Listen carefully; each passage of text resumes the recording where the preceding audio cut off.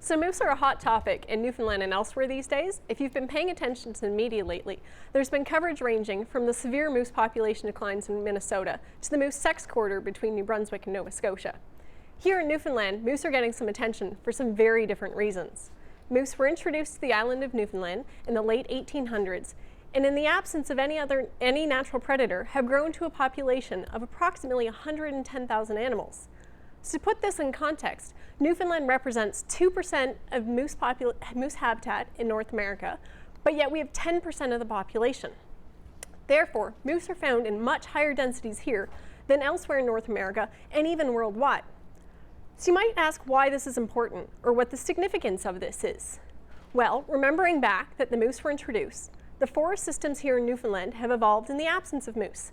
This, coupled with moose densities being seen at such high levels, essentially means that moose are eating themselves out of house and home in many forested areas.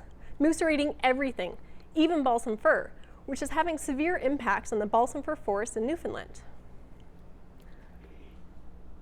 More specifically, moose are eating young fir. They're eating young fir and impeding their growth, jeopardizing balsam fir's natural regeneration or regrowth from the seedling to the sapling to the adult trees to a stand producing successfully cones, which can in turn produce seedlings in the future. This alteration of the forest landscape and altered regeneration is having severe impacts in many environments. I'm interested in the lack of regeneration or regrowth in areas following a disturbance, be it logging or an environmental disturbance such as wind throw, where moose browsing pressures is impeding these balsam fir stands' growth. My research utilizes a series of exclosures or fences to keep moose out to study the effects of balsam fir regeneration at different density levels. In some areas, with the absence of a fence, or in the absence of a fence, we're seeing two clear effects.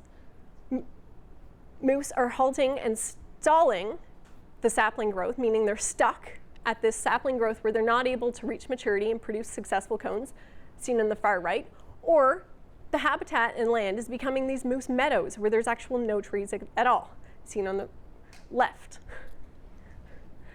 This has severe impacts for forest industry, where historically they've relied on natural regenerations for balsam fir forests to return after cutting. This has now led that industry is being forced to plant other tree species as a result of this lack of regrowth from balsam fir. My research is focused on improving the management level and figuring out at which density moose should be managed to have regrowth coming back in some of these balsam fir habitats within Newfoundland.